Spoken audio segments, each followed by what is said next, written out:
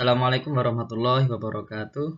Perkenalkan, nama saya Hanif Lukman Khairuddin. Saya dari program studi statistika dengan NIM 20459 363 PA 20024. Saya akan mempresentasikan tentang masalah yang paling urgent dalam pembangunan nasional di Indonesia, yaitu kebocoran data. Masalah kebocoran data merupakan masalah yang sering terjadi di Indonesia. Menurut data perusahaan keamanan siber Sursak, ada 1,04 juta akun yang mengalami kebocoran data pengguna di Indonesia selama kuartal 2 tahun 2022. Jumlah itu melonjak 143% dari kuartal 1 2022 yang sebanyak 430,1 ribu akun.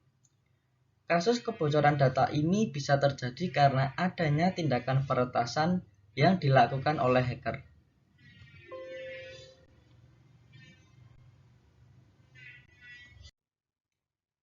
Berdasarkan catatan CNN Indonesia, setidaknya ada 10 kasus kebocoran data dengan jumlah yang fantastis di tahun 2022. Dari 10 kasus yang tercatat, Bjorka berandil pada sebagian besarnya. Beberapa daftar kasus kebocoran data besar diantaranya sebagai berikut. Terdapat 34 juta data paspor diduga bocor. Selanjutnya, terjadi pembobolan 337 juta data yang diduga dikelola Dukcapil Kemendagri. Kemudian, juga data 94 perusahaan, 102 data KTP, serta 15 juta data nasabah BSI diduga bocor. Selain itu, sebanyak 26 juta data diduga milik pelanggan IndiHome bocor dan diperjualbelikan di Batch Forum oleh Bjorka pada bulan Agustus. Data-data itu berupa histori pencarian, keyword, user info mencakup email, nama, jenis kelamin, hingga NIK.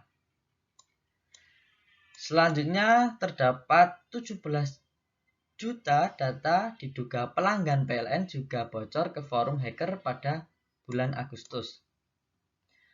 Kebanyakan data yang bocor diduga berasal dari aplikasi milik pemerintah atau institusi negara, meski tak pernah ada yang mengakuinya secara terbuka.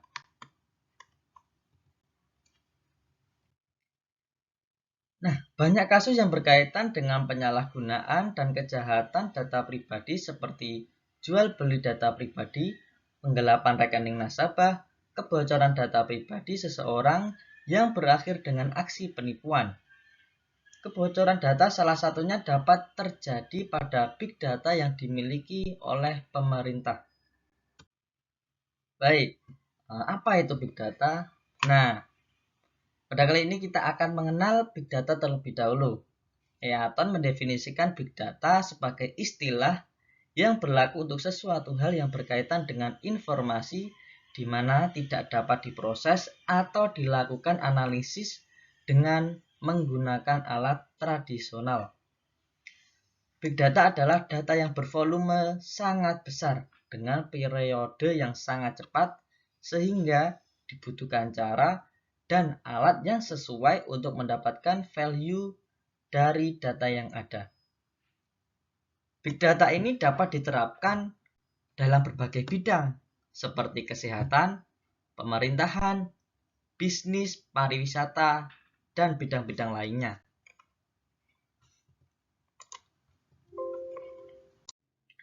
Selanjutnya, big data memiliki karakteristik dasar 3V, yaitu volume, velocity, dan variety. Namun, pada perkembangannya ditambahkan lagi veracity dan values, sehingga saat ini big data dikenal memiliki karakteristik dasar 5V. Karakteristik big data yaitu sebagai berikut. Yang pertama, volume mengacu pada sejumlah big data yang dihasilkan setiap detiknya, artinya sekumpulan data dalam jumlah dan volume yang sangat besar dan kadang tidak terstruktur. Yang kedua, velocity. Data dapat diakses dengan kecepatan yang sangat cepat sehingga dapat langsung digunakan pada detik itu juga, atau real time. Selanjutnya ada variety. Data bisa disebut sebagai big data jika memiliki karakteristik yang bermacam-macam dan tidak homogen. Terdapat tipe dan sifat data yang bervariasi, baik data terstruktur maupun tidak terstruktur. Selanjutnya yaitu veracity. Big data memiliki kerentanan dari sisi keakuratan dan kevaliditasan sehingga memerlukan kedalaman untuk menganalisis big data agar bisa menghasilkan keputusan yang tepat. Karakteristik veracity mengarah kepada seberapa akurat dan dapat dipercaya suatu data. Kemudian yang terakhir yaitu values. Values berarti big data memiliki nilai yang sangat tinggi apabila data diolah dengan cara yang tepat, guna atau dapat juga dikatakan seberapa bernilainya atau bermaknanya suatu data. Kemudian big data memiliki peran yang sangat penting, yaitu data yang terkumpul dapat digunakan untuk menganalisis dan memprediksi perubahan sosial, ekonomi, dan lingkungan. Hal ini dapat membantu para pengambil keputusan untuk dapat menemukan solusi atas permasalahan yang ada, sehingga dapat merencanakan kebijakan dan strategi yang lebih efektif. Selanjutnya terdapat masalah yang ada pada big data. Salah satunya adalah berbagai serangan menjadi masalah utama yang mungkin terjadi yang dapat menimbulkan efek buruk seperti kebocoran data.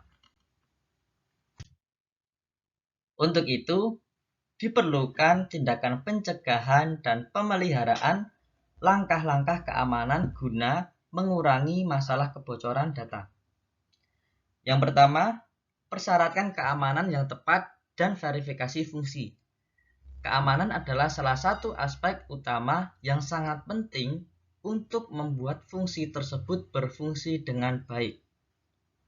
Kemudian, peninjauan yang aman atas barang. Organisasi wajib memelihara peninjauan kode yang aman untuk meminimalkan tingkat ancaman. Selanjutnya, penerapan teknik penetrasi. Teknik penetrasi sangatlah penting untuk mengidentifikasi kerentanan atau ancaman melalui jaringan. Teknik penetrasi ujung ke ujung akan membantu dalam menemukan bug dan kesalahan dalam jaringan. Kemudian yang keempat, gunakan teknologi keamanan yang canggih untuk melindungi data dari ancaman seperti peretasan atau pencurian data. Kemudian yang kelima, penggunaan enkripsi untuk melindungi data saat disimpan atau ditransmisikan. Kemudian yang keenam, penggunaan lapisan soket aman. Dan yang ketujuh, otorisasi dan autentikasi gateway. Gunakan autentikasi multifaktor untuk meningkatkan keamanan akses ke data. Kemudian yang terakhir, kita bisa melakukan pemantauan data secara teratur untuk mendeteksi aktivitas yang mencurigakan. Baik, inilah sumber-sumber yang saya gunakan dari CNN Indonesia, BBC, CNBC Indonesia, dan dari Tempo. Selain itu dari Arif, yaitu karakteristik big data yang diunduh melalui sis.binus.ac.id, dan juga dari Putri dan kawan-kawan dengan judul pentingnya keamanan data dalam intelijen bisnis dari jurnal Sistem Informasi. Baik, sekian yang dapat saya sampaikan. Banyak salah kata, saya mohon maaf, dan terima kasih banyak atas perhatiannya. Wassalamualaikum warahmatullahi wabarakatuh.